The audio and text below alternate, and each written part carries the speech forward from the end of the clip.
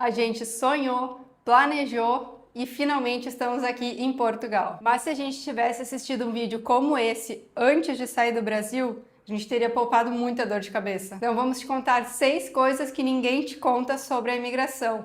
E a número 3 quase colocou nosso plano em risco. Então, para quem está chegando agora aqui no canal, eu sou o Carlos, ela é a Natália, e a gente acabou de migrar aqui para Portugal e tomamos alguns choques de realidade. Então, se tu está pensando em migrar também, fica aqui até o final que a gente vai dar várias dicas boas que podem acabar te ajudando. A primeira questão, então, é que no Brasil eu era veterinária, sou formada em veterinária, trabalhava com isso e quando a gente pesquisava sobre, eu achava que ia ser um pouco mais fácil achar um emprego dentro dessa área, visto que tinha bastante demanda, porém quando a gente chegou aqui não foi tão simples assim. Tive diversas oportunidades desde que cheguei, só que sempre o pagamento é por recibos verdes, então não adianta nesse momento, porque como a gente veio com visto de procura de trabalho, a gente precisa ter um contrato de trabalho.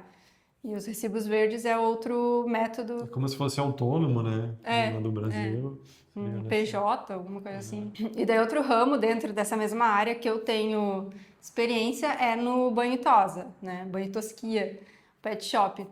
Mas aqui em Aveiro, a maioria dos pet shops que existem por aqui são bem familiares, né? É a família trabalhando, ou muitas vezes é uma pessoa só atendendo na própria casa, ou até aluga algum espaço, mas é só uma pessoa. Então não contratam terceiros, né? O que também dificulta para mim conseguir um emprego nessa área. O que foi um tanto decepcionante para mim, né? Visto que não consegui um emprego na área. Até se tu é de uma área da saúde ou alguma área bem específica, comenta aqui embaixo pra gente trocar uma ideia sobre isso também. O segundo ponto, então, é mais ou menos sobre a época que chegar aqui. Claro que isso a gente acabou não tendo muita escolha, foi quando o nosso visto saiu.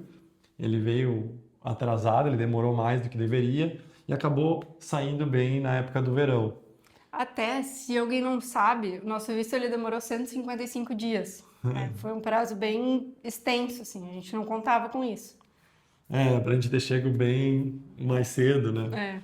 Mas enfim, a gente acabou chegando então bem na época do verão.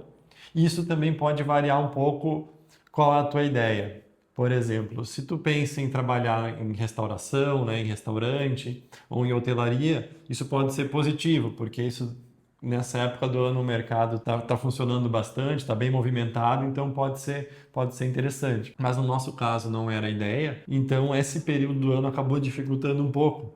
Porque o que acontece? Muitas empresas saem de fato de férias e tudo fica parado. Não contratam durante as férias, também não contratam antes, porque teriam que dar férias para a pessoa. Aqui é muito comum as empresas fecharem por completo.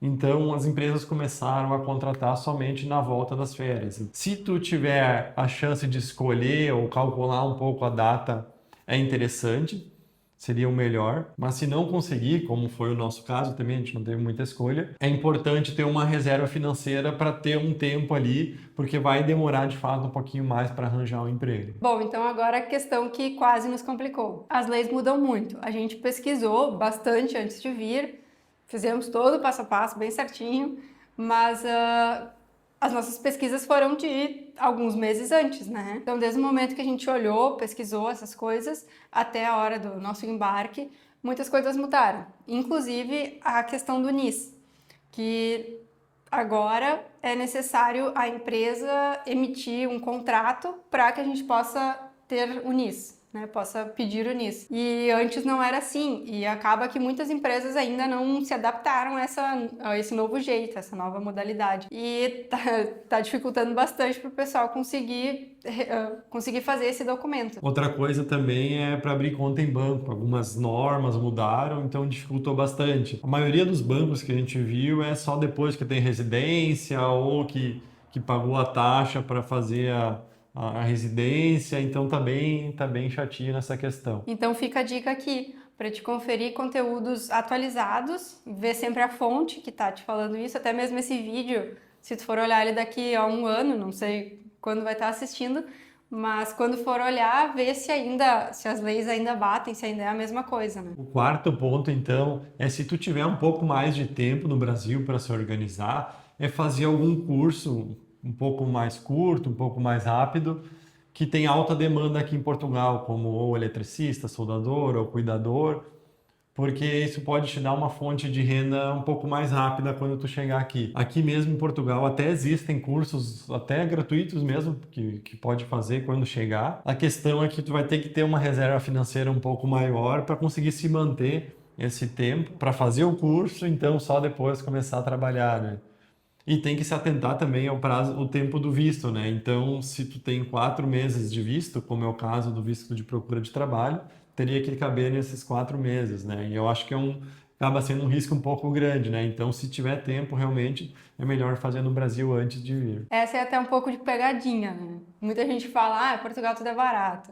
Algumas coisas realmente são um pouco mais baratas, mas tem que cuidar para não se deslumbrar, né? Porque no começo tem que converter, né? A gente vai estar ainda com os reais convertendo para euro, então tem que cuidar para não gastar demais, não se empolgar nisso aí. Nosso conselho então é que viva no modo ultra econômico no começo. Evita de comprar roupa, eletrônicos logo no começo. Espera ter um emprego, ficar um pouco mais estável, receber em euro, para daí sim poder ter uma vida mais tranquila. Por último, uma questão que a gente mesmo teve que se policiar um pouco, a correria para resolver documento, correr atrás de emprego e tudo mais é tão grande que a gente acaba esquecendo um pouco de olhar em volta, de curtir o momento, né? Então tenta tirar um momento para relaxar, para curtir um pouco, para viver a experiência, porque depois que arrumar um emprego, a gente acaba entrando nessa rotina e não tem mais tanto tempo para acabar curtindo, né? Então, mesmo no meio do caos, tenta respirar e aproveitar um pouquinho a jornada. Então, um resumão rápido de todos os pontos. O primeiro deles é o choque em procurar emprego. O segundo é tentar organizar um pouco o time de chegada em Portugal. O terceiro é sobre as leis que mudam muito rápido. O quarto é a questão de se profissionalizar, fazer algum curso antes de vir. O quinto é não sair gastando logo no começo. E o sexto é tentar aproveitar a jornada mesmo no meio do caos. Então, essas foram as 6 coisas que a gente gostaria muito de saber antes de chegar aqui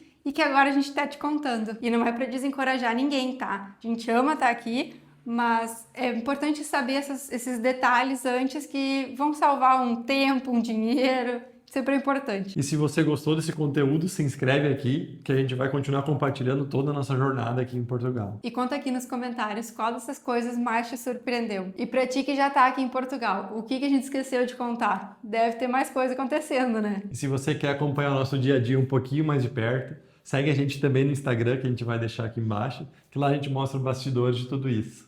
Até o próximo vídeo. Beijinhos!